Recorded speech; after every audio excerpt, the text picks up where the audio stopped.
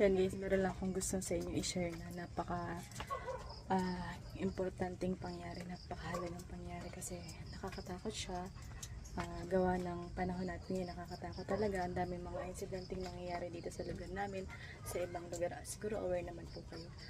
Ako naman po, dahil advance ako lagi mag-isip.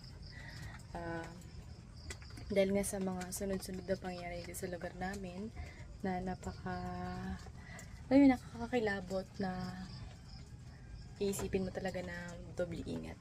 So, papakita ko sa inyo guys, itong kubo, ang ating kubo, ganito ang nangyari.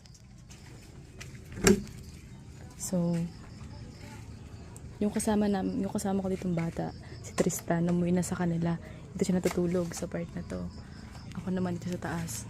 Dahil advance ako mag-isip. Yung ibang gamit ko, binaba ko na muna. At yung TV, tignan nyo guys ang ginawa. Yung ginawa sa padlock. Ito siya nakakabit. Nakaganyan siya. Yan, nakapako yan dyan, ganyan. Nakaganyan siya dyan. Hindi niya alam yung, syempre nga, lako to, kaya ako nakakalam ng combination nito. Ganito yung ginawa niya.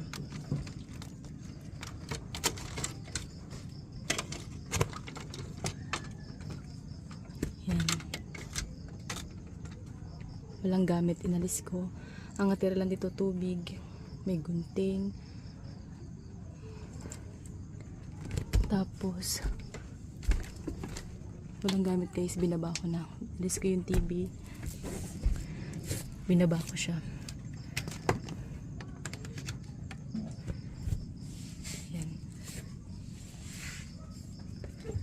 Sinira guys yung pintuan ng kubo na akala siguro may makukuha dito. Ayan.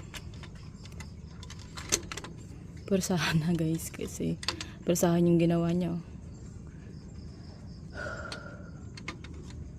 Diba tanggal? Mabilis lang naman siya tanggalin talaga kung pupursahin mo. Lalo na kung malakas yung higilan nito.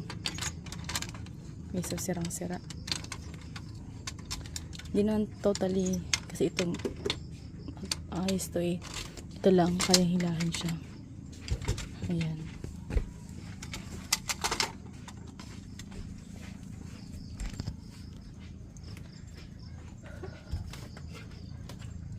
So, kailangan natin magdoble ingat mga kahanap kasi nakakatakot yung mga pangyayari ngayon. May mga ng bata dito sa lugar na